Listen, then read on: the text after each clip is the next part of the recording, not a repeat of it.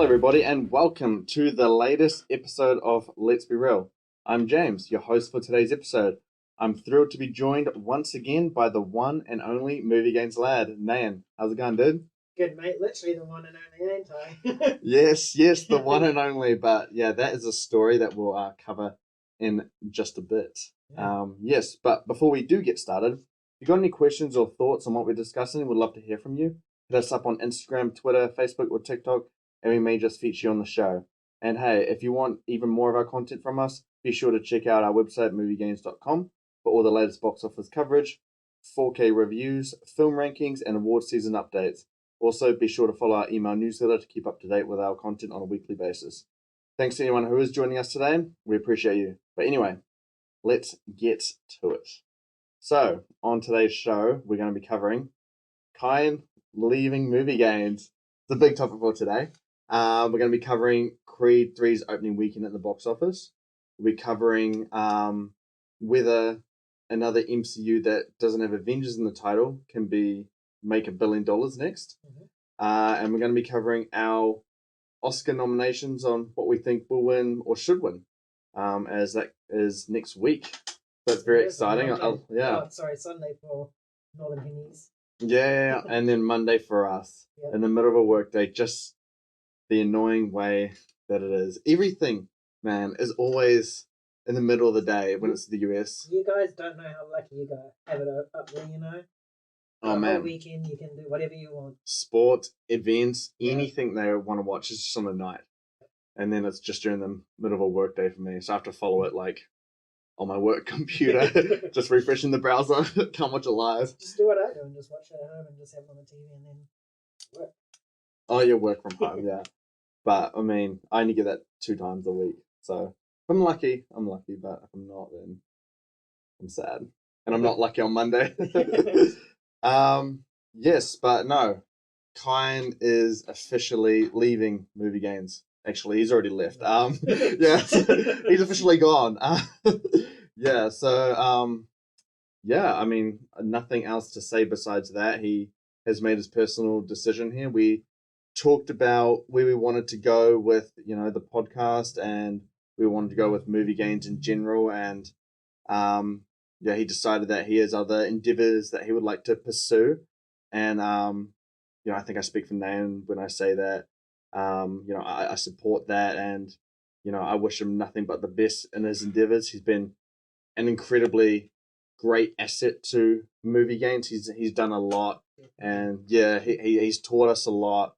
And Movie Games wouldn't be what it is today without him. He truly is been a massive part on what it's become. And yeah, I mean, I hope to have him on a podcast sometime. We might extend an invite to him when we get to some juicy news and whatnot. Yeah, but no, even more than what he's done on Movie Games, he's been a better friend. So, yeah, we'll wish him all the best, honestly. Yeah, what about you? I've definitely seen a lot less more independent films and horror films now, that's for sure, without him here. But yeah, pretty much you covered it well. He'll be sorting this year at Movie Games. Yeah. And he always just he really rounded out our the movies that we watched, if you know what I mean. He really did, yeah. Yeah. I mean, I consider myself kind of middle field in terms of my movie taste, whether it blends between indie and blockbuster, and I feel like you lean more onto the blockbuster kind of side of things, and then he had the indie side. It was a really nice balance between us three, but yeah. He really brought me into films. I love that whole entire studio. Yeah, exactly. So yeah, no, we're definitely gonna miss his input and his up to date kind of knowledge on those kind of movies, and I hope we don't miss any now. But yeah, I'm sure he'll tell us. Yeah, no, he'll still tell us, and yeah, we still see him from time to time and keep in touch. We all just went to Europe together and went to a few countries, and we had a blast. So it's only good things. But yeah, pretty much. We're gonna miss him, but for the future, just expect to hear more from me and Nan, your favorite Movie Games guys. Yeah. Yep. And kind of, if you're listening, hey mate. All right, so we're gonna move on to some actual movie news now. So we're gonna talk about Creed 3's opening weekend, and I don't know, Nan, if you've seen the box office for this weekend? No, I haven't been too busy. Oh, yes. Get ready for this. Okay, so the top five. I'm going to read out the top 5. Mhm. So Creed 3 opened to 58.4 million. That's good. Ant-Man and the Wasp Quantumania opened up to 12 point... Oh, it didn't open up. Sorry, it's its third weekend, 12.8 million. Cocaine Bear's second weekend, 11.1 million. The new Demon Slayer movie, that opened to 10.1 million, and the second weekend for Jesus Revolution was at 8.5 million. Now, Creed 3, massive, massive performance here. That's huge. Yeah. Definitely. It's the highest in the Creed franchise, right? It's the highest opening for a sports film ever. That's good, eh? Yeah. I mean, the first Creed, I think, opened up to 29 million. Yeah. And then I think it was 35 or 36 for the second Creed. So this is a massive jump up. Huge. Yeah. And I think it's like an even bigger one for Michael B. Jordan considering this is a directorial debut and he's like already set like the best sports film opening ever. Yeah, I know that it's a huge precedent on your first like movie. Yeah. Yeah, definitely. I think for the Creed franchise, I think now there will be a demand to, do a Creed 4 rather than like a spin off into do a new Yeah. trilogy. That's what I wish they just ended it there because the way that Creed 3 ended it was just a good way to end the franchise. But it did It could close tease. it. It Yeah. did tease for future ones, but Mm. like very loosely. But Yeah. very But loose. you know how the industry is now. They're definitely going to be doing another one based on this opening. But anyway, I think, not the biggest story, because the Creed opening is huge.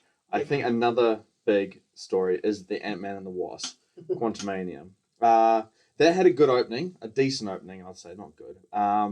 But the second weekend it had the biggest drop for an MCU movie at like 70%. Yeah. Now it's fallen 59.9%. Now, usually, these kind of big movies, they open and they have a sharp drop. The MCU ones, superhero movies and whatnot, they're usually front-loaded for the opening weekend. And then the third weekend, they kind of stabilize and then they just continue the legs pretty modestly by the end of it. 60% drop on the third weekend, man, that's way too much. That's ridiculous. I think it's like the third worst in the MCU in terms of total, which is 12.8 million. That's crazy. And that's real crazy. I mean, I wonder if it's because everyone has just seen like the critic reviews and whatnot about it that it's played into their head that made them not want to go see this. Or another thing could be superhero fatigue. That's been like talked about for the past decade now and it's never hit. Maybe now it's actually hit, Yeah. and not just from like the Marvel and DC sort of side of comic book content as well, but we're also getting like Amazon stuff, for example. You got The Boys based on a comic book, Invincible, same, both under Amazon. There's just too much comic book content coming out right now, and It's everywhere. that's probably why people are just getting sick and tired of it. Yeah, and I think like maybe they're not tired of it. Maybe they're tired of just the mediocre, bland, boring garbage that the MCU is spewing out. That's true. Because Yeah. they're just like, I think Phase 4 they had like 18 projects or something over like a 2-year period, bro. That's ridiculous. Pretty much like ever since they opened up 2.5. back from COVID. I think when was Black Widow? 2020, 2021? 2021.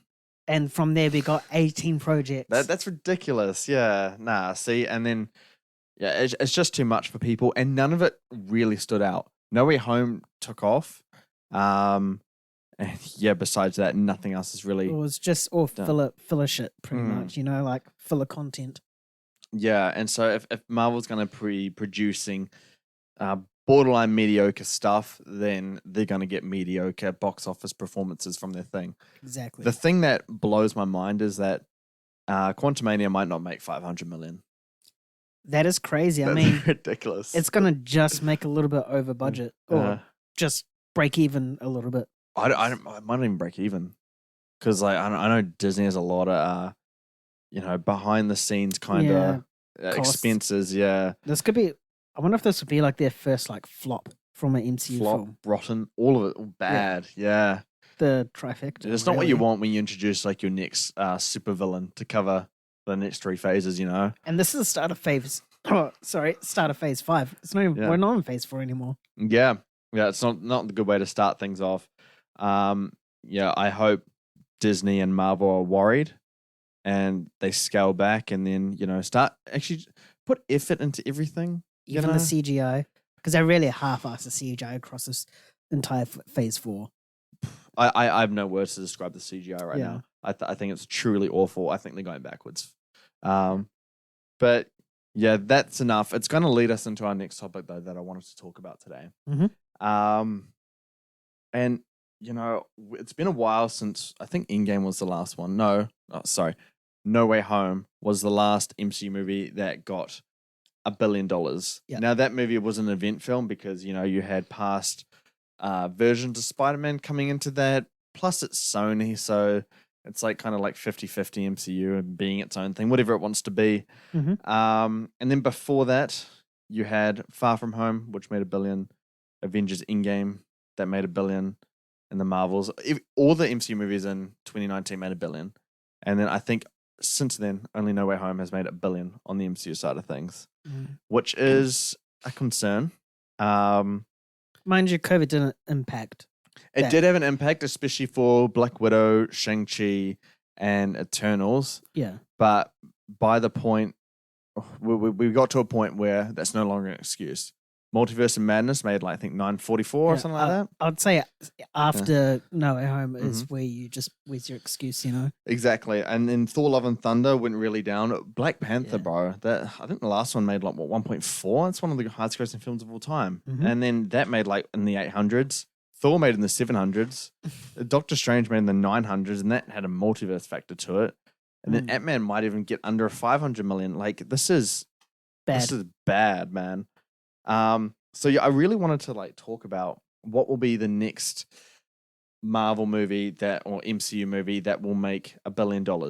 But you know, we know that the Avengers movies will make $1 billion. I think it's pretty much a guarantee. They have to do something really bad for them not to make. Pretty much. Yeah. But so we're under the assumption that they won't make $1 billion. Now the upcoming movies that Marvel has scheduled, we'll go through them one by one.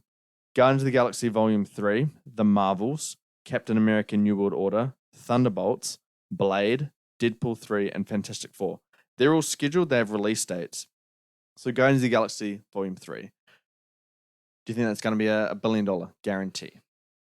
I'm not going to put guarantee. To be honest, all the stuff that you just read out, I can't confidently say like no guarantee. Guarantees, eh? No guarantees.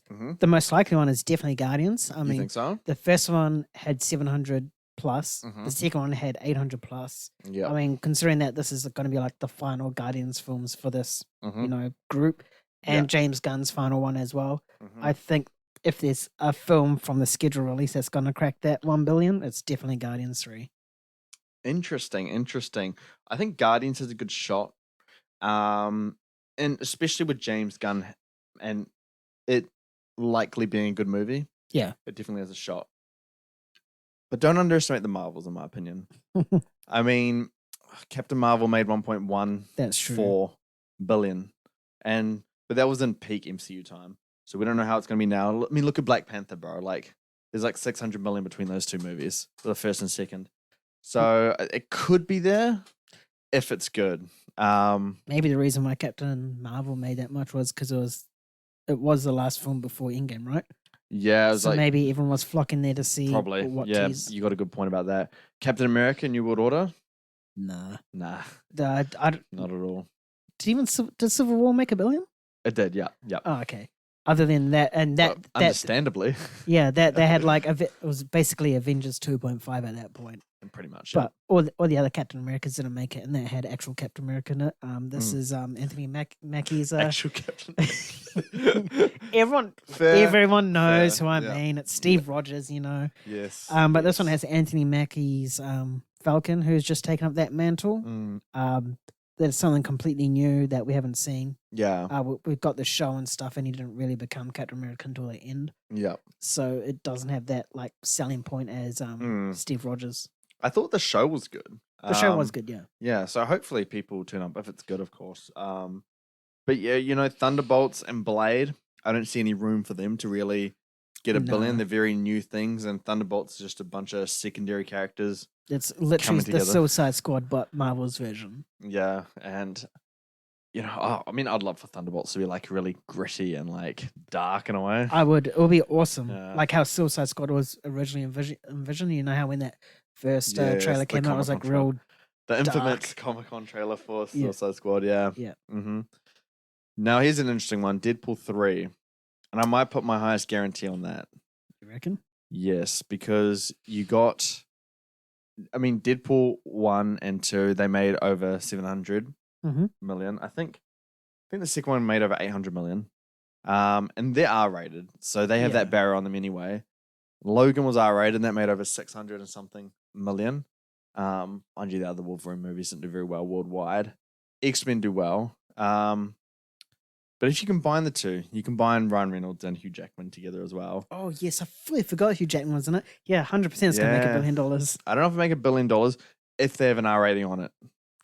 Now, Joker, I think that got in the 900s, and that's an R rating. I think it's the highest grossing R I thought rating. it had $1 billion. Did it get $1 billion? I'm pretty sure.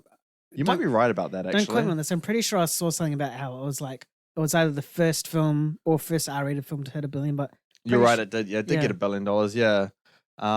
So yeah, that's the highest grossing R-rated movie, and so the potential is there. To be honest, I mean, you just said it before. Deadpool on its own, while it had its R rating went as high as 800, you chuck this in there with MCU ties, that can give you pretty much like another 100 million. Hugh Jackman coming back, that's more reason to go see it. So it'd be my safest bet that I'd put on it, just because with Guardians, they're just not as strong, and I don't think MCU has a really good reputation right now. Yeah.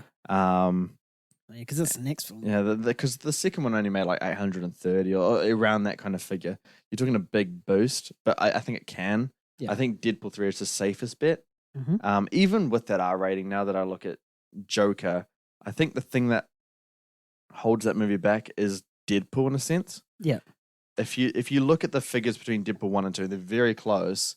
The domestic total, I think the domestic total went down for Deadpool on the second outing, but it went up internationally. So it shows that, there's not, people aren't really, really wanting more of this character. And I think, we've all felt it. I know, like, when, we had Kyan on Let's Be Real and stuff like that, he definitely felt it. So I just don't see much of a market craving more of Deadpool. I think it's the interaction with Wolverine that might be able to get it over the $1 billion hump. Definitely. Yeah. And Fantastic Four, I just don't think the general public really give a shit. I think it's just us comic book geeks at the end of the day. Pretty much. I mean, if they cast right, I reckon it could do well. Yeah. But you can't. I mean, it could make $1 billion. Don't get me wrong. I mean, never say never, right? Yeah. But at this point in time, we haven't even seen a cast. Is it? Don't even think we have a director, right? From memory. No, just from memory. It's Peyton Reed, director of Ant-Man Quantumania. Yeah. Oh boy. Oh no, isn't it John Watts? I can't remember.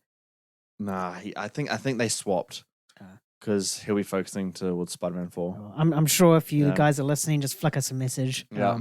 And correct us. Correct us if we're wrong, but our bet is Reed or Watts. Yeah. So there are 3 unscheduled movies. Armor Wars, I think, stands 0 chance. I agree. Sorry. Just what if the Robert Downey Jr. comes back for like a side character role? Nah, not $1 billion. I don't think it's not $1 billion still. Don't think it's not enough. I mean, it'll do better, but I think Armor Wars is another one in on Quantumania's sort of category of struggling to break even. If Robert Downey Jr. is in it, break even easy, 100%, because everyone's clamoring for him to come back in some shape or form. Shang-Chi 2. Now, Shang-Chi, the first one, we can't use it as a fair assessment of the box office because COVID. How much did that make though? I don't know. I think it was in the 300s, 3 to 4. 3 to 4. It made very similar to Black Widow. Right. But it did fine. It was received really well from both audiences and critics, so there's no like bad reputation from that brand. Yeah. I think it just I don't think it has the capacity to make $1 billion, but I think it can make some good money if it's good. I recommend about 6 or 7, maybe 8 at a push. Maybe 8 at a push. Yeah, I would agree with that. And then I think the last one I'm going to mention here that's on schedule is Spider-Man 4. I think that's a guarantee. Like, even if it's bad. Coming like backing up from No Way Home. Yeah. Definitely. Yeah. After that movie, there's no way that it won't make $1 billion. No. Could be the bad, and then it still won't. But you know what? I think the MCU, I think Disney, they have a hard road ahead. They Definitely. Yeah, I mean, this is not good. I really don't have any words for their future slate. DCU, I think they're going to do bad. You know, we could see the downfall of superhero movies come during this period where both studios are fighting to get $1 billion. Yeah. With things like, you know, Avatar and Top Gun, all that kind of stuff is the ones that are making the big money. You know, Definitely. this could be the new tide, the change in the industry. Back to like what action sort of blockbuster Just films? well made, good, grand, bold blockbusters. Yeah. Stuff like Mission Impossible coming out and all that kind of stuff. Think they all hit $1 billion? No, I don't think I heard $1 billion, but I think we'll get close. Right. 800 to 900. But Mhm. yeah, it's going to be interesting. I hope that change happens because you know what it's going to do? It's going to elevate the MCU to stop making shit. Yep. And bring it back to the Infinity War Endgame days where I was loving it. Everything was just peak. Oh, man. The good old days. You guys are going to hear a familiar sound. You know what? I'm going to join you in that sound. And that's us cracking open a cold one. cold Odd one. Company. Buy it if you live in New Zealand or worldwide if it's over there. You know, it's not it's only in New Zealand. Ah. I had a friend when I went to Australia in Melbourne, and the thing she asked me was like, make sure you bring Odd Company. And I was like, why? Just buy it from the store. She's like, no, we don't have it. I've searched everywhere. It's only here, which is weird because they have an Australian number on it, but it's made in New Zealand and it says distributed in Australia. But she's like, no, I searched everywhere. I've looked everywhere. Like, it's not here. But no, yeah, Odd Company is great. And I ended up taking like 3 boxes of Odd Company over there. We are not sponsored by Odd Company in any way, folks, but definitely try it if you're in New Zealand. It's a refreshing, nice drink. And if Odd Company is listening to us, you know, would be keen to partner up. Yeah, just head over to moviegames.com and flick us a message. Come to the contact us form. Yeah. Anyway, we're going to move on to the Oscars because the Oscars, they are next week on the Monday for us, as you just heard. So we're going to be doing an Oscar special next week. Straight after the Oscars, we're going to meet together. We're going to do a podcast special on that. We're just going to be covering all the winners and seeing how it all went, including if there's any slaps, punches, spits, whatever, you know, there may be. Goss. But, you know, the drama was all going to lie on who wins and who gets snubbed and whatnot. Yep. So we're going to provide our take on some of them here. We're not going to go through all of them. We just don't have the time. Before we start, there's no hosts this year, right? I think Jimmy Kimmel's doing it, isn't he? Oh, okay. It was 4th one. I'm over it. I'll try to watch it if I can, but I probably can't because I'm at work. But yeah, so the way we're going to do this is we're going to say what we think will win, what we think could win, and then what we think should win. So you allow our personal take comes onto this, and then we can just say actually what we think is going to happen, just kind of following the conversations and you know what's winning in the other award shows and you know the SAGs, the you know PGAs, WGAs, DGAs, all the A's, all that kind of stuff. So yeah, we'll just start off with the big one, Best Picture. So the nominees for that are All Quiet on the Western Front, Avatar: The Way of Water, The Banshees of Inisherin, Elvis, Everything Everywhere All at Once, The Fabelmans, Tar, Top Gun Maverick, Triangle of Sadness, Women Talking. So before I ask you this, is there any of these you haven't seen? I have not seen The Fabelmans, Tar, and Women Talking. Okay. Now, what do you think will win, and what do you think could win? I will go could win first, and I'm going to say Everything Everywhere All at Once. Ooh. I think that... Spicy. Yeah, very spicy. Yeah, I just think it's just ever since that film's come out, it's just taken the world by storm. You know, it's been 100%. getting high praise and stuff. And I think I could be wrong on this, and I don't know if the quality to judge it on is accurate, but Rotten Tomatoes does like a sort of leaderboard things in terms of the award season, as in which films has won the most awards in terms of all the categories. Yep. And everything tops it by quite a bit. Mm-hmm. So yeah, that would be my could win. Could win. And so what will win?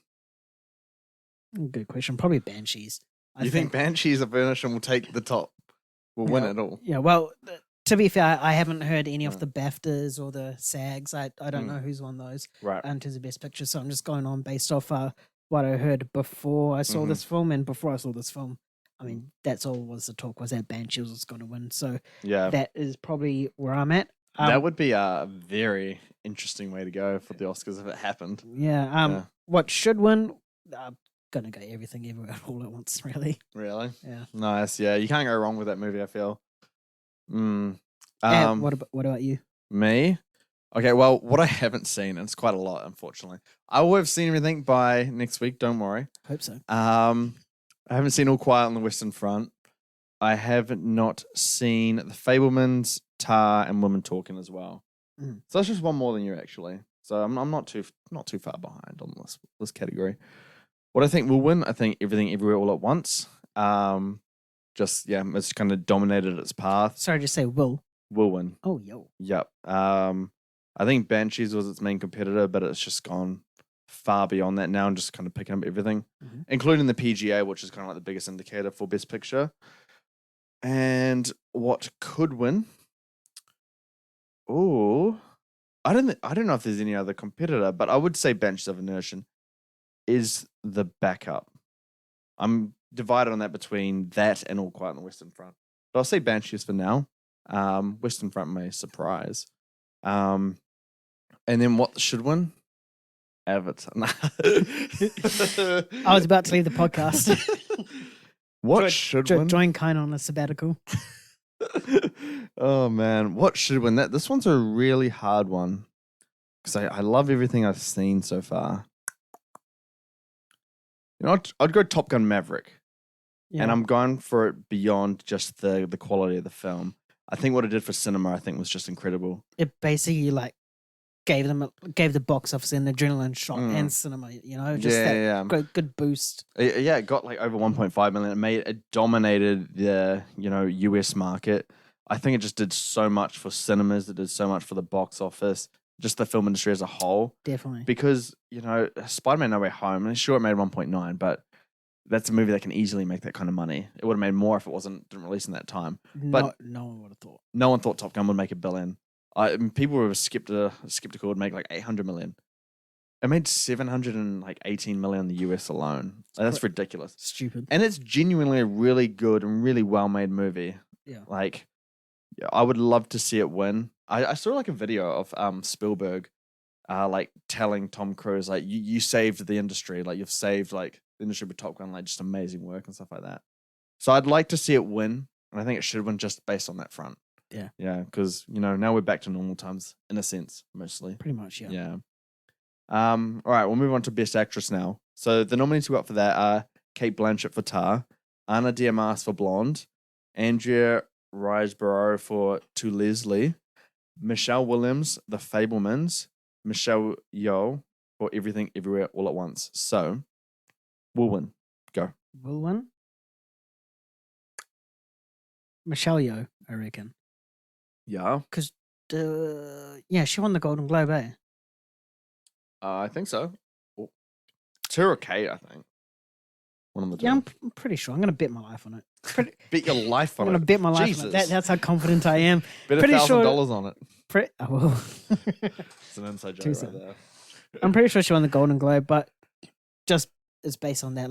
Before the Golden Globes happened, I heard everything about Kate Blanchett winning it for Tar. But then Michelle Williams came in. I don't know who won. Michelle Williams. Yeah, Michelle I was about to correct you. But again, I haven't seen the BAFTAs results or the SAGs results. That's just laziness on my part. I'll probably catch up. Yes. But my guess is Michelle Yeoh for now. I also really think she should win. She was one of my favorite actresses' performances to see in the films I've seen, which is well, 2. So Fair enough, mate. Just wait to get to my answer. Yeah. Okay. So could win. Would you go with Kate then? I'll go with Kate. Yeah. All right. Okay. And then should win. I got a strong feeling about this one. It's not really a should. It's more of a want to win, and it's Ana de Armas. Okay. So should she win? Is she better than what you've seen on here, which is Michelle? Emotionally, like in the real, like emotional sort of scenes, like yes, I think so. But I think Michelle Yeoh just had the more well-rounded sort of performance Right. compared to Ana de Armas. I think Ana de Armas should be proud that she got a nomination. 100%. Because like in the early stages, I remember when you watched it and you were messaging me about it. I mean, I was looking at like, the conversation and what was getting nominated at that point. She wasn't anywhere to be seen. She was like down at like the 10th spot. I was like, okay, yeah, like she might be great, but she's not getting nominated. Yeah, here she is. Yeah. For me, I'm actually gonna go on the other side again and go Kate Blanchett to win. I think they will swing that way, but I predict it more as like more of a surprise rather than like she's definitely gonna win. I don't know who got the SAG. I've actually forgotten, but yeah, could win. It's Michelle. I think it's just between those two people, honestly. Yeah. And should win. I'm just gonna say Michelle because that's the only one I've seen. So yeah, don't take my opinion on that one very too much. But we'll move on to Best Actor now. Cool. Austin Butler for Elvis, Colin Farrell, The Banshees of Inisherin, Brendan Fraser, The Whale, Paul Mescal, After Sun, and Bill Nighy, Living. So could win. Could win? Or could win. We'll start with could win. Yeah. Could win. Should will. Could win. I'm gonna say Austin Butler. Ooh. Yeah. I thought he captured the persona. I was gonna say character for a second, but Elvis isn't really a character. Kind of is. Yeah, sort of.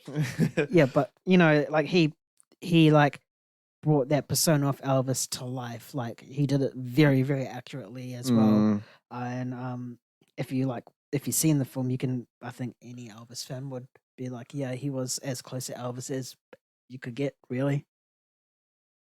Yeah. Yeah. So who's the one to take it all? Who's the one to win? Who will win? Probably Austin Butler. Well, you just said he could win. Is there a difference between could and should? No, will. Who will win? Ah. Because there's a will win and could win. Then what I thought could was... okay, I fucked up there.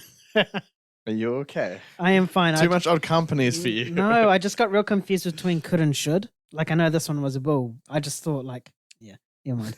I'll start with will next time then. Yeah, thanks. All right, so you think Austin Butler will win it? Yes. Okay, and then, who could win it then? Brendan Fraser. Okay, and for The Whale. Yeah. Yeah, for The Whale. Okay. Yeah. And who should win it? Brendan Fraser, just because I'm biased. I just love his comeback. Have you seen The Whale? No, I haven't, but I've just seen memes. It's on my list. I'll watch it. Yeah. Most likely on Thursday. Yeah, I'll be watching all these. You know, it just brings that comeback story to like a complete satisfying close for all of his fans, and just for him, he just deserves it. He's like gone through so much and stuff, and what he did for this role.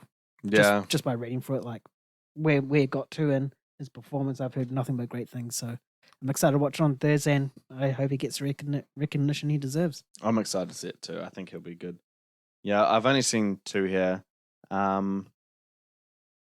I think it's very close between Fraser and Butler here to who will win it. Mm-hmm. I think Brendan Fraser might do it just because I think the nostalgia side of that actor will get some of the voters on their side. Because Austin Butler's still quite new into the industry, quite young, so they'll probably say, "Oh, he has time," and I'm just imagining their thought process with it, which is a pretty dumb way to vote for an awards. It should just be. They always put so much history into it and all this kind of stuff. It is pretty silly. So I think Austin Butler could win it, and I think Austin Butler should win it. I think, mind you, I haven't seen Brendan Fraser, so I cannot say that one is better or worse than the other. But from here, I think Austin Butler is the best by quite a long shot in front of Colin Farrell, because that's the only other one I've seen. But yeah, I think Austin Butler did a tremendous job. I think when it comes to taking on like a musical legend, I think this surpasses Rami Malek's performance. Yeah. Yeah, I don't see much competition in this category with him other than Brendan Fraser. So Yeah. if I see Brendan Fraser, I might change my mind on this, but we'll have to see. Mm-hmm. Move on to supporting actress now. So we got Angela Bassett for Black Panther: Wakanda Forever, Hong Chow for The Whale, Kerry Condon for The Banshees of Inisherin, Jamie Lee Curtis for Everything Everywhere All at Once, Stephanie Hsu for Everything Everywhere All at Once. Will win. Not could. Will win. Thanks for cleaning that up. Been a long day, all right? Yeah, no. Weird work. What I think will win will probably be Angela Bassett. Really? Yeah. Again, this is based on the stuff I've seen before the BAFTAs and whatnot. Mhm. She won the Golden Globe for that role. I thought her performance in Black Panther was good. It was definitely better than her performance in the first Black Panther. Yes. I guess it's because it has like more emotional stakes and Yep. driven behind it. That's Mhm. probably what really elevated her performance. But yeah, I think she's pretty much a will win. Yeah. All right. So who could win it then? Stephanie Hsu as from Everything Everywhere All at Once. She plays her daughter in that film. You're not Jamie Lee Curtis? No, I The don't hot even know. dog hands? I don't know why she was nominated for. Like It's bizarre. any other supporting actress, you know, like she was barely in it, and she wasn't even that fantastic. It's just because she's like a well-known name in that kind of movie. Yeah, Yeah. yeah, but yeah, my Stephanie Hsu as yeah, and Everything Everywhere. Yeah. Yep. So who do you think should win it then? Jamie Lee Curtis, right? shut up. I'm gonna say Stephanie. I think she should win it. I thought her performance in Everything was way better than. Well, I'm not gonna say way. Well, yeah, way better because it's my opinion. I like the attitude. Yeah. Was way better That's than Angela's performance in Mm. Black Panther. Like, Yep. sure, definitely emotional wise, Mhm. Angela was good, but Yep. well, that's all that she really did. But Mhm. Stephanie did so much. Like, you know, she had that emotional side with her like relationship with her girlfriend and trying to like get her mum and grandfather like to give her the recognition. You know, Yeah. then like yeah. when she went to, I can't remember what the name is. Mm. Her bad evil character, like she played that like confident, cocky role so well as also. Yeah. So I think she just had a better range in terms of her acting in this film than what Angela did in Black Panther. I like it. Yeah. What about you? Your should win? Should win. Okay, Mhm. we'll start with that one. Kerry Condon, Banshees of Inisherin. I Oh, found. yeah, she was great. Yeah. I thought all the performances in that movie were great. She's one that particularly stood out to me. I don't know why. I just found her characterization, for her character was just so compelling. Mm. Just felt so real and authentic, and I thought she just gave just such a seamless performance. Much better than what I've seen on here. Like you make some really great points about Stephanie Hsu, Angela Bassett. You know, I'm surprised she's even nominated and winning for that matter. Jamie Lee Curtis. Why? Yeah, I know. Why? Yeah. There's a lot more talent out there than her this year. Yeah, that's an interesting one. But yeah, that's my should win. Mhm. Who will win? Well, in my one, yeah. opinion? I would agree with you on Angela Bassett. I think she'll take it. I think the Academy has to give something to Black Panther: Wakanda Forever because they just love that series so much for some reason. Best visual effects, let's go. And who could win it? I'd say the best chance is probably Stephanie Hsu. So yeah. Best supporting actor now. Brendan Gleeson, Banshees of Inisherin. Brian Tyree Henry for Causeway. Mhm. Judd Hirsch for The Fabelmans. Barry Keoghan for The Banshees of Inisherin. And Ki Hu Kwan for Everything Everywhere All at Once. Who should win? What's up? Should win for you? Who should win is Yes. probably Ki Hu Kwan. Oh, you like that one? I like Yes. that choice. Yep. Oh shit! Sorry, that was a moth that just came flying Why past my is it- face. Why is it in this room? Yeah, I think he was fantastic. Brendan Gleeson was fantastic in Banshees. He was really good at He it. was really okay. Nah, Oh, he's changing it. no, I'm not changing it. Oh, I no. think Ki Hu Kwan just like Mhm. he played that like really scared, timid sort of husband, and then just went straight onto like a badass, like literally Yeah. like that. Like Lots of versatility in the role. so much versatility, Yeah. and then. I can't remember if he did his own stunts and stuff, but if he did, that's another factor. I don't know if he did Cheer or on not. top. Yeah. Yeah. Okay, so who will win it? Key. Key. Okay. And who could win it? Who could be Who the could? one that could surprise?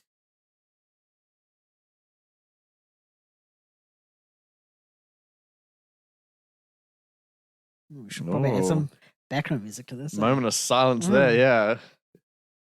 Because I've heard good things about Judd Hirsch from the Fablemans. Yeah, so have I. So, yeah, so I'm really tossing. You up haven't seen that one, have you? So No, I haven't. yeah. I've just based on what I heard. Mm. So I'm really tossing it between him and Brendan, but I'm just going off based off what I've seen, and that's just going to be Banshees. So, what could do you say Mm. could?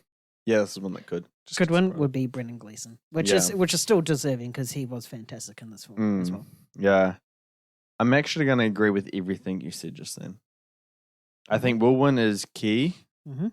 I think could win is Brendan Gleeson, and I think should win is Key. And it's Yeah. just basically for the same reasons as Yeah. well. Just the versatility and the roundness to that performance. I thought was just so good. So yeah, that would be my pick.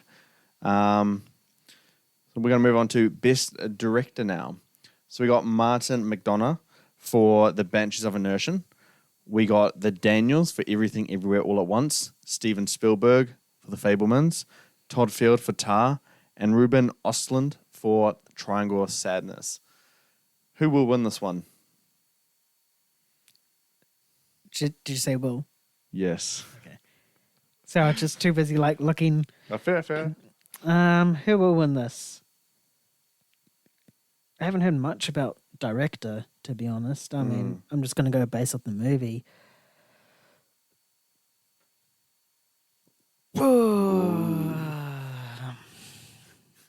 It's a long decision. It is. I'm just going to say the Daniels, just because they brought like such a.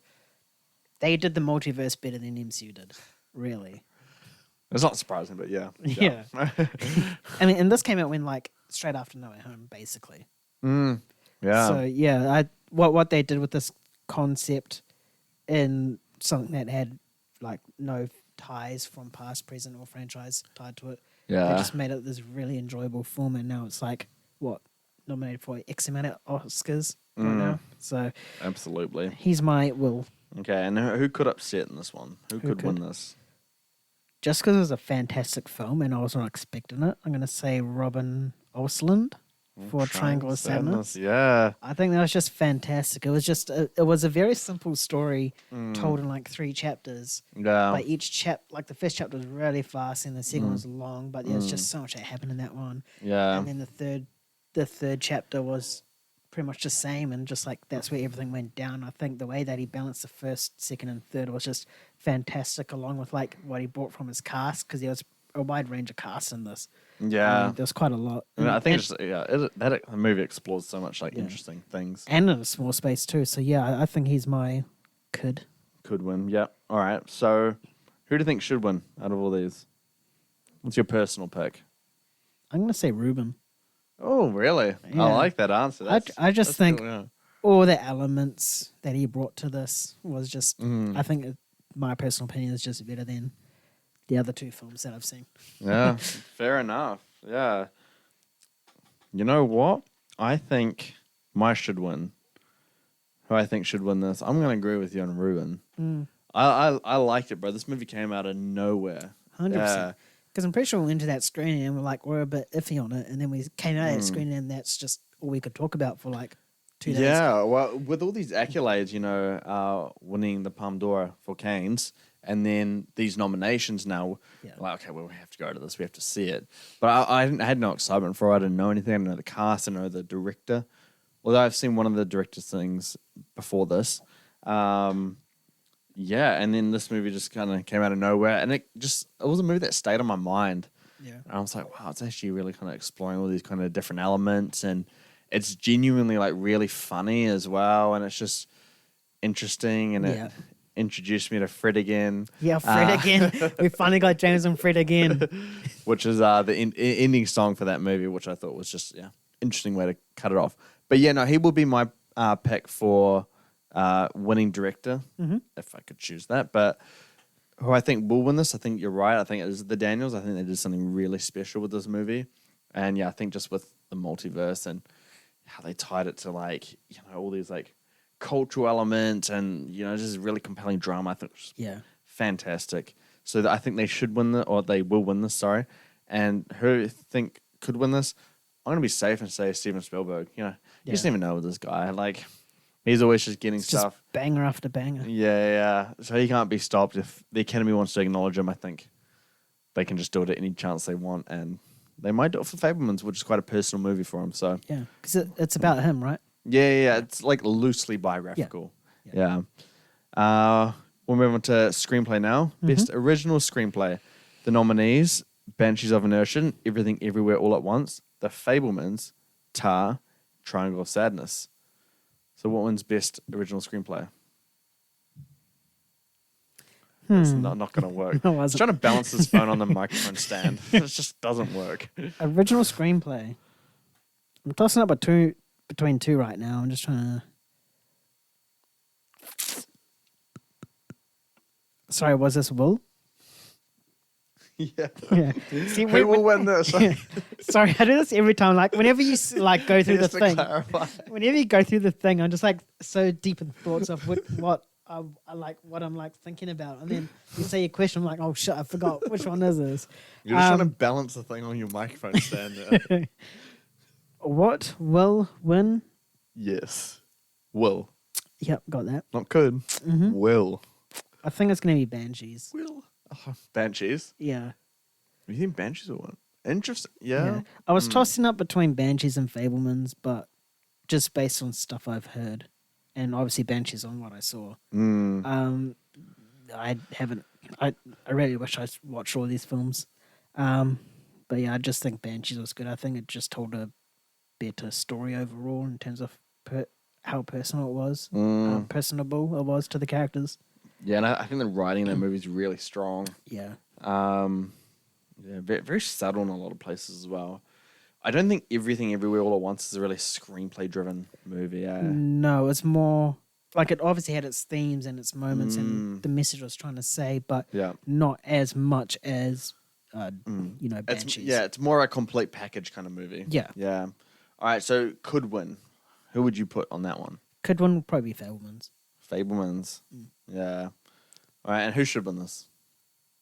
I don't know. It's very hard to say without having watched the Fabelmans. Really. Should win. I'm just going to wing it and say Triangle of Sadness because that's a fantastic movie. Yes, sir, it is. Yep, mine should win. I would say Triangle of Sadness as well when it comes to screenplay, I think.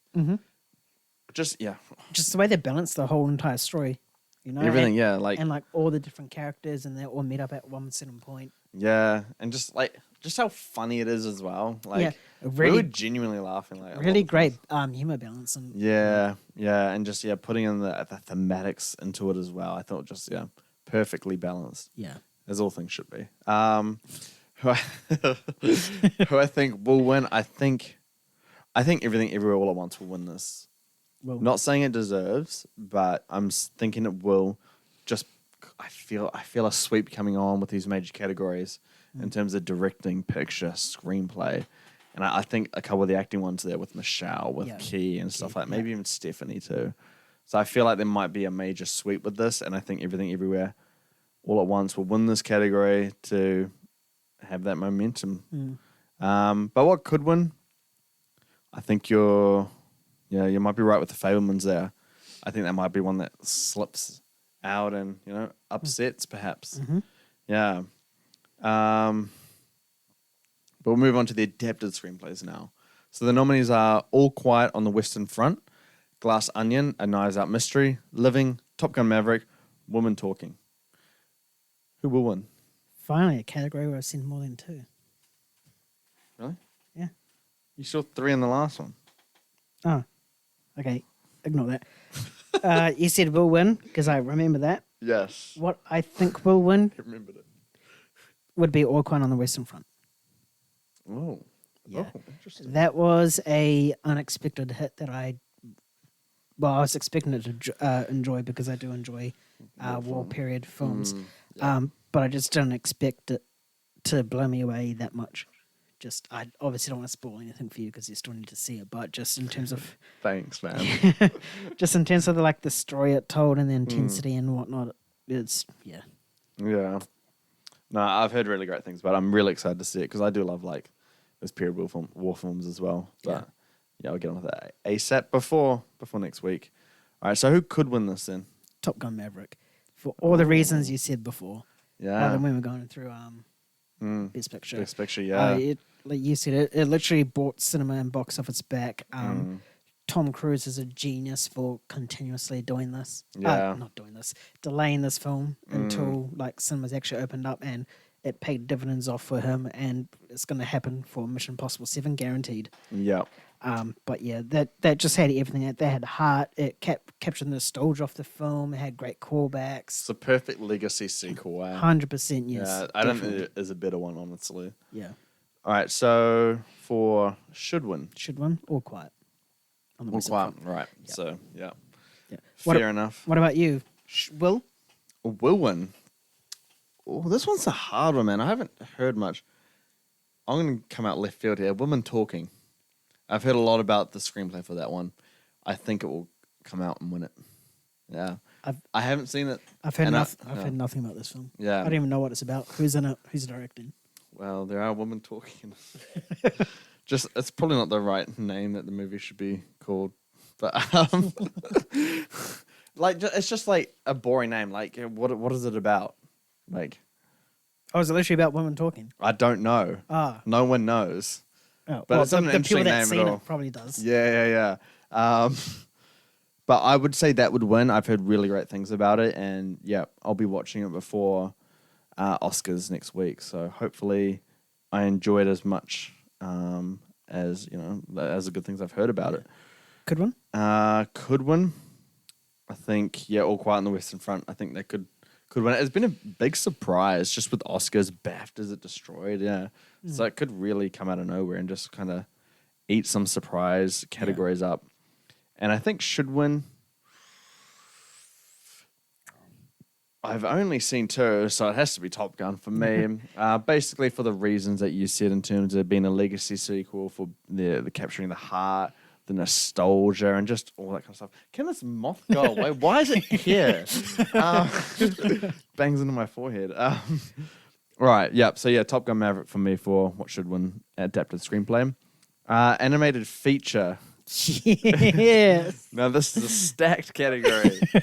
Okay, so the nominees are for this one is Guillermo del Toro's Pinocchio, Marcel, The Shell with Shoes On, Puss in Boots, The Last Wish, The Sea Beast, Turning Red.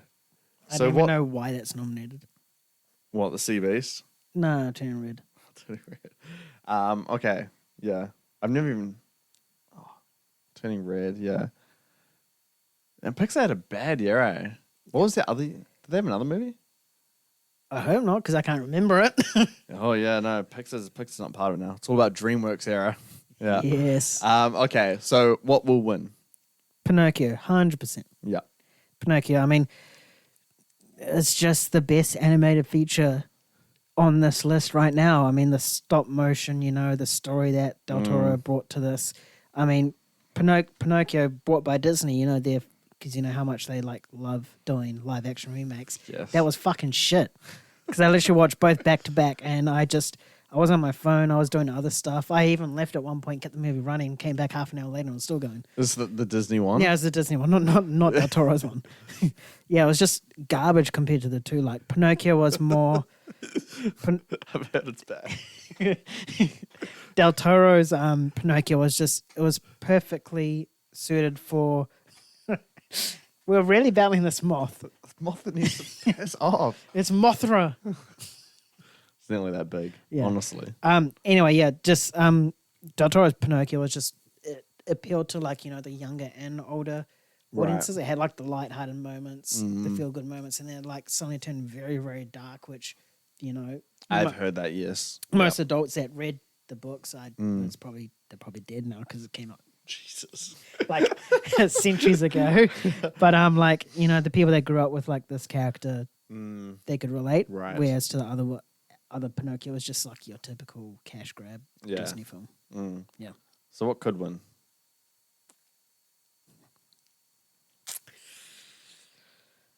I'll save that for later. I'm gonna say Marcel the shell with shoes on.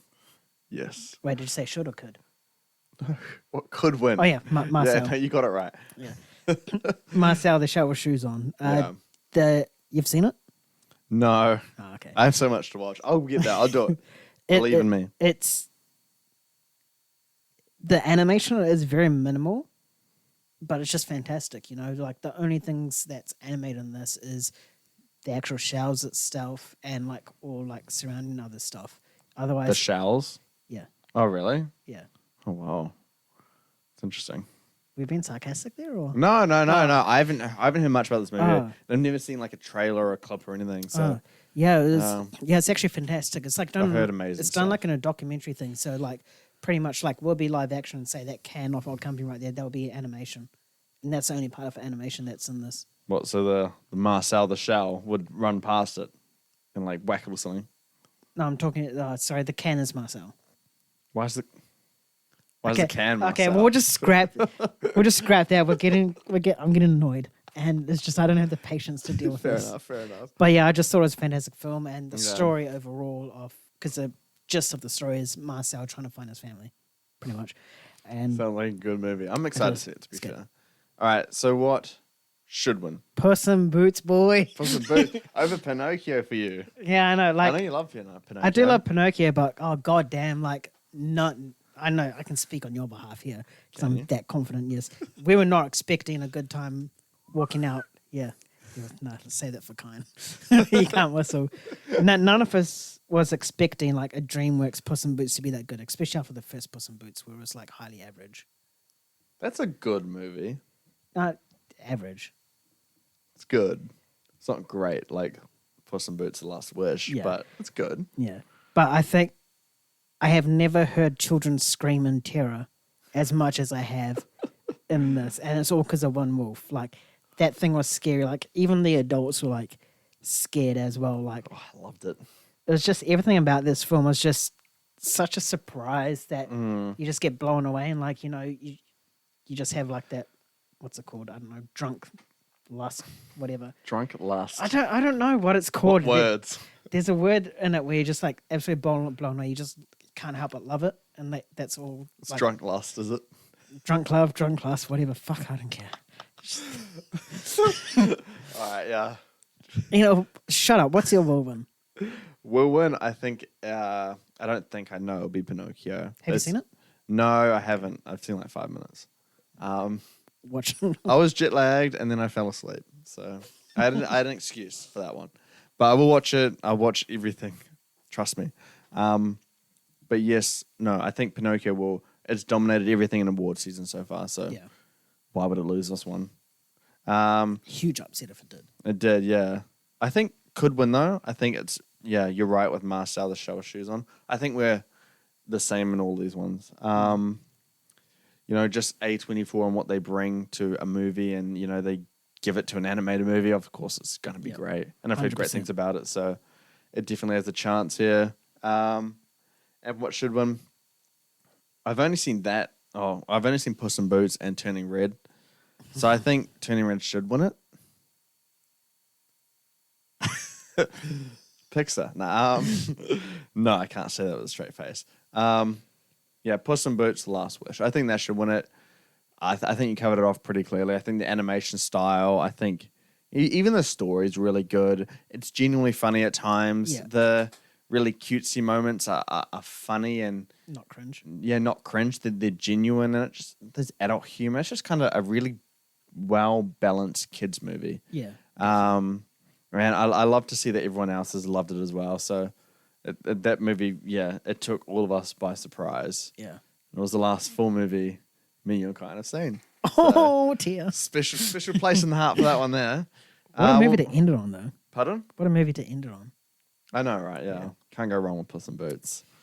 We'll move on to the best original score now. Mm-hmm. So we have All Quiet on the Western Front, Babylon, The Banshees of Inisherin, Everything Everywhere All at Once, and The Fablemans. So, Nan, what will win? I haven't seen most of these. Well, by most I mean two. Babylon and Fablemans? Mm-hmm. But I can't remember much of the others. I think the It's last a tough one, eh? Yeah, I think that there's no clear winner. I reckon, in my opinion. I know I haven't seen it, and it is one that I would talk to you about. That I was really excited for, and that's Babylon. I'm pretty sure they won the Golden Globe for best original score, right? So just based on that, I'm going to say Babylon. Yeah. Will win. Mm-hmm. And could win? Could win.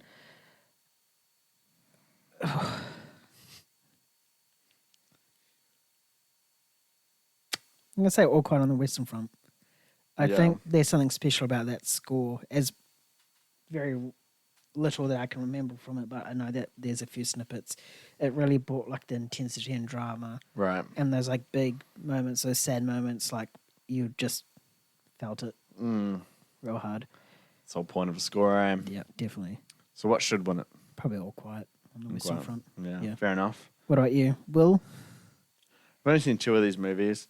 I think you're right with Babylon. I think it will win it. Mm-hmm. I think Banshees of Inisherin could win it. Mm-hmm.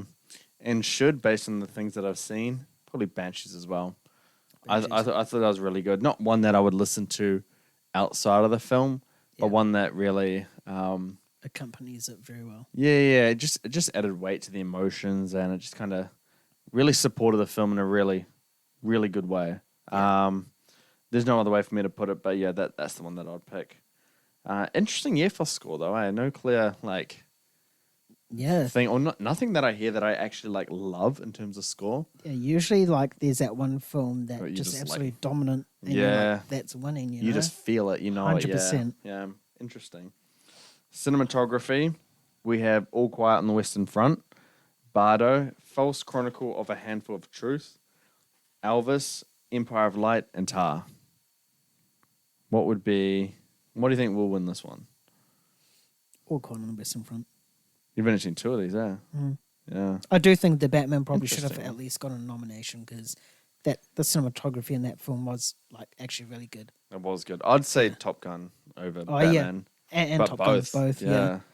I haven't seen three of these, so I can't state. But Yeah, but I think All Quiet on the Western Front, I think that cinematography just accompanied the film very well in terms of the war sort of setting.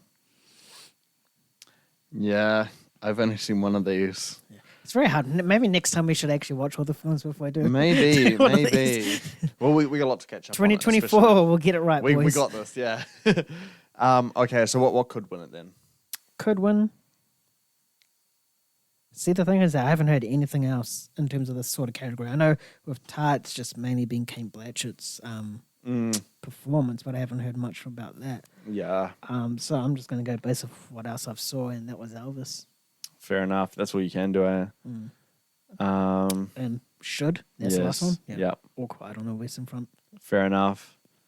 I would say for will win, I'm going to put my faith in Empire of Light, actually. Sorry, I'm going to change that. I'm going to do Tar. Mm-hmm. Just because I just got a feeling. I have no other justification besides that. Have you been keeping up with the BAFTAs and SAGs? Not enough. I think cinematography is a very diverse category in terms of winners. Right. And stuff like Top Gun's won, but it's not even nominated. It's a really weird one for me. But I feel Tar, I think it's the biggest Best Picture candidate. It's been nominated in major categories, which I think, you can see that the Academy really values this film. So I'd probably put it in Tar over, Elvis or All Quiet. Mm-hmm. But my, could win Empire of Light. Roger Deakins, you just can't go against that guy. He can always come It's just through. banger after banger after banger. I think he only has one Oscar, but he has a billion fucking nominations. So Yeah. But the work he does is always really immaculate kind of stuff in terms of visually. Was his last film 1917? I believe Did so. do I'm 1917? not quite sure. And he definitely did do Skyfall, right? I'm pretty sure he did. Yeah. Him and Sam Mendes are always a duo. 1-2 punch. Yeah. So yeah, and then should win. I have to say Elvis. Should win. Yeah, because it's the only one I've seen. So yeah, just Wins by default. Yeah, exactly. All right, best visual effects. Favorite movie coming up. All right, best visual effects. The nominees we got: All Quiet on the Western Front, Avatar: The Way of Water, The Batman, Black Panther: Wakanda Forever. Why is that there? Top Gun: Maverick. All right, who will win this? Avatar, The Way of Water. Will Yes. definitely win 100%. Like, as much as I don't like the franchise, even this film, like it's always just been consistent between both films that the So good, visuals yeah. are just fantastic, and they're literally genre and industry. What is it? Leading? Defining. Oh yeah, Like John it, like Devaney, yeah. it just like ups the game for like the next sort of X amount of years. Yeah, Way of Water, easy. Okay. Chuck your house on it if you have to. What could win though? What could be the upset here? Or could there be an upset? There could be an upset. Definitely not Black Panther. Oh, I don't know. I'm gonna say Top Gun. No, is most of that practical? No. Yes. No. Yeah. I mean, a lot of it's practical, but there are visual effects blended in. Ah, sweet. Yeah, I got you there. Yeah, probably gonna be Top Gun for my could win. Fair enough. Yeah. Okay, so what should win? And I think I know the answer to this, and I'm very excited to hear the words. So what should win? Black Panther. Yes, you said exactly what I wanted to hear. No, I'm kidding. The Batman. Nah, no way. Don't do that to me. Avatar. Avatar should win. I mean, Should win. is that not it? It's your choice. No. What should win? Yeah. Avatar. Yeah. Yeah, I'll back that. Still a shit story. No, it's not. No one cares about his kids. Do you see the box office for it? Yeah, it doesn't matter. Everyone cares about it. The entire world. Okay, yeah. But yeah, No, so Avatar Avatar's- should win it. Yeah, it's like a no-brainer. But it's just one of those default winners. Default, yeah. Imagine if it doesn't win though. That would actually be huge. Yeah. Like, imagine Black Panther won it over Avatar. Can you imagine the uproar for that? Ugh. I don't even want to see it or know it. Yeah. I know what your will and should is, so let's just go through could. Actually, I know all three of yours, so just surprise me what you're going to Will win Avatar: The Way of Water. Yeah. Should win The Way of Water. But what could win if it loses on some, some rare kind of occasion? Mm-hmm. It'd have to be Top Gun. It would just have to be. Yeah. Yeah, that's the only. I'm not going to say acceptable, but the only one where I wouldn't be up in arms about it, I guess. Yep. Yeah, because I love Top Gun. All right, so we're going to our last one now, which is Best Sound. This is the last one we're going to cover. The nominees for this one are All Quiet on the Western Front. Wow, that's really dominating, isn't it? It's everywhere. Avatar: The Way of Water, The Batman, Elvis, and Top Gun: Maverick. Mm-hmm. What will win? Will win.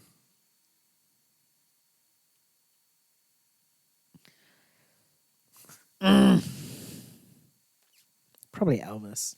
Elvis, eh? The musical sort of like biopics sort of usually wins these sort of categories just based on past, right? Yeah, they're very prominent in this one, but it was divided between sound mixing and sound editing. Yeah. So That's why I didn't want to say Top Gun like straight off the bat. Because I Yeah. knew it was combined. I was like, oh, if it's combined, then I think Elvis has that slight because edge. sound mixing is where like these kind of musical biopics they Yeah. really flourish in it. Yeah. Yeah. So you're going with Elvis to win it, Mm-hmm. Yep. and then you could win. What would that be? Top Gun. Top Gun Maverick. Okay. Okay. And what I should mean- win it? Should win? Top Gun, easily. Yeah. Top Yeah. Gun. Sound of those planes and jets. Mm. Like, it might not be that realistic, but it's, major ears bleed.